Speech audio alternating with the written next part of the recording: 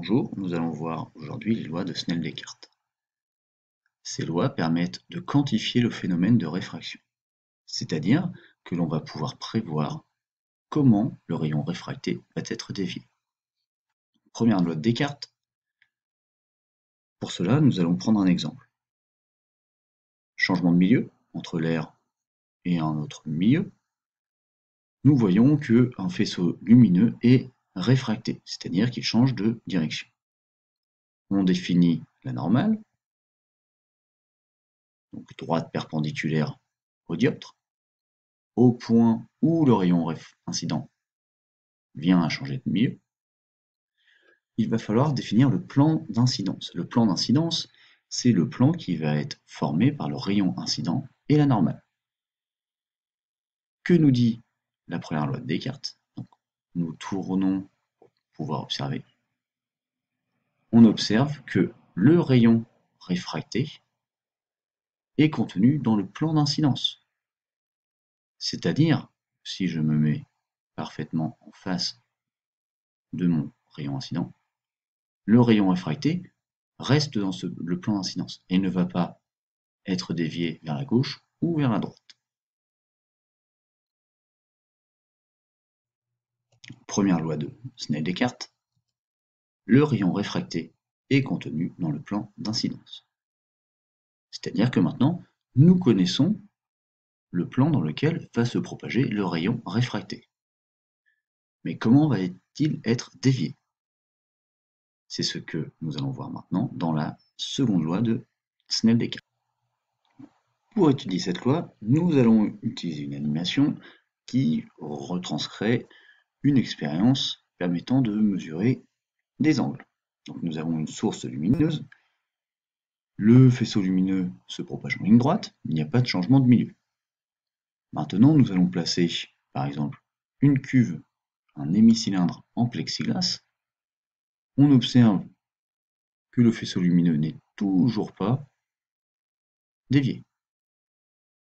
Nous le reverrons plus tard, hein. C'est-à-dire qu'en fait, le faisceau lumineux arrive avec une incidence normale. Lors de l'incidence normale, le rayon n'est pas réfracté.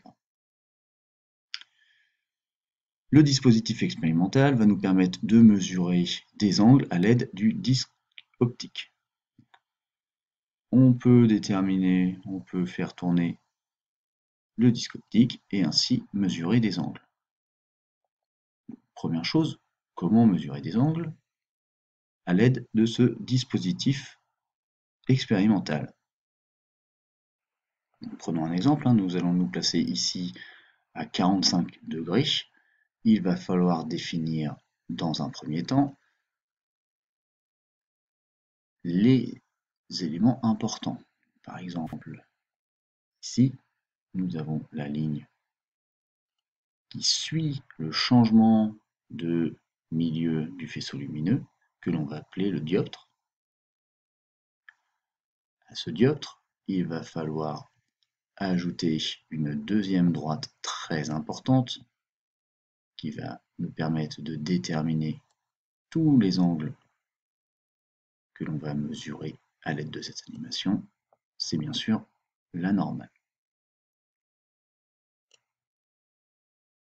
Je rappelle, l'angle d'incidence se mesure entre la normale et le rayon incident.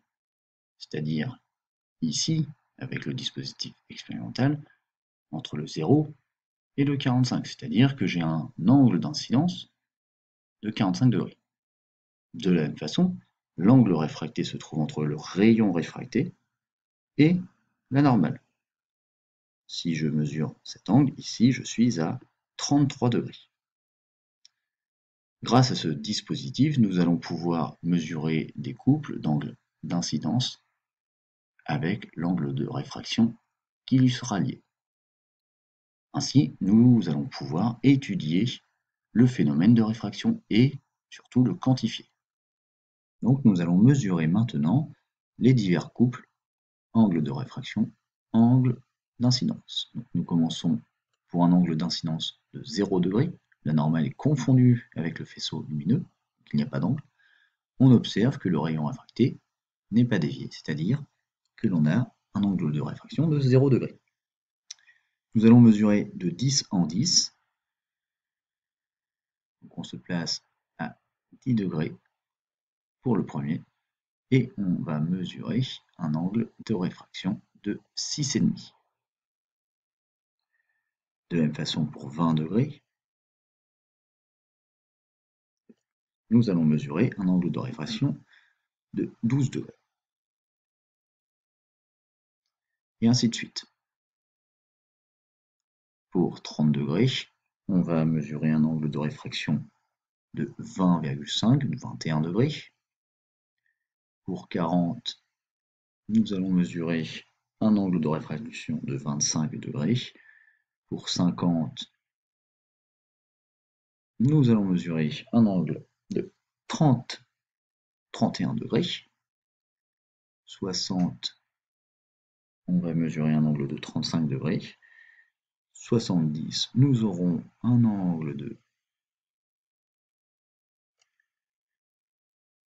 39 degrés. Et enfin, pour 80, on aura un angle de 41 degrés. Maintenant, il va falloir traiter ces données afin de vérifier, de trouver une loi qui va nous permettre de modéliser la réfraction. Donc, dans un tableur grapheur, on va utiliser les fonctions calculatoires et graphiques qui vont nous permettre, dans un premier temps, de pouvoir, si l'on le souhaite, faire des calculs, et dans un deuxième temps, de voir, de modéliser s'il y a un lien entre ces deux grandeurs que nous venons de mesurer, I1 étant l'angle d'incidence et I2 étant l'angle de réfraction. En regardant, on observe que ces deux grandeurs ne sont pas proportionnelles. Il n'y a pas un lien de proportionnalité entre I1 et I2. Snell et Descartes ont déterminé qu'il y avait un lien entre ces deux grandeurs, mais elles ne sont pas liées directement, ce sont les sinus de ces deux grandeurs qui sont liés directement. C'est-à-dire qu'il va falloir dans un premier temps calculer le sinus de I1 et le sinus de I2. Pour connaître la relation entre le sinus I1 et le sinus I2, nous allons tracer le sinus de I1 en fonction du sinus de I2. Puis on va modéliser ces valeurs par une droite. C'est-à-dire que l'on va pouvoir observer que le sinus de I1, qui est ici en ordonnée, est proportionnel au sinus de I2. C'est-à-dire qu'on a une droite qui passe par l'origine. Ici est indiqué le coefficient directeur. C'est-à-dire que l'on va pouvoir écrire que sinus I1 est égal à 1,5 fois le sinus I2. Donc, nous avons déterminé la relation sinus I1 est égal à 1,5 fois sinus I2. Snell et Descartes ont établi la relation générale qui permet de décrire le phénomène de réfraction par N1 sinus I1 est égal à N2 sinus I2. L'objectif maintenant, ça va être de bien faire correspondre le 1,5 et de bien déterminer à quoi il correspond. On applique cette relation, le N1 sinus I1 est égal à N2 sinus I2, à la situation à laquelle nous nous sommes intéressés. Le premier milieu traversé par la lumière est l'air. À la place de N1, nous allons indiquer NR, qui correspond à l'indice de réfraction de l'air. N2, donc le deuxième milieu, c'était du plexiglas, donc nous indiquons N plexiglas. Nous allons faire passer le NR de l'autre côté du signe égal, c'est-à-dire qu'il va devenir divisé. Nous retrouvons une relation si sinus I1 est égal à N plexiglas sur NR multiplié par sinus I2. Par identification, on va pouvoir voir, donc ici nous avons une relation N plexiglas sur NR et on va pouvoir l'identifier au 1,5 que l'on a déterminé préalablement. Donc, l'indice de réfraction du plexiglas divisé par l'indice de l'air va nous donner 1,5. Petit rappel, hein, l'indice de réfraction d'un milieu correspond à la célérité de la lumière dans le vide divisé par la célérité de la lumière dans le milieu considéré. Pour l'air, la vitesse de la lumière est égale à la vitesse de la lumière dans le vide. C'est-à-dire que la lumière se déplace à 3,0010 puissance 8 mètres par seconde dans l'air, tout comme dans le vide. On va donc avoir un indice de réfraction de 1 pour l'air.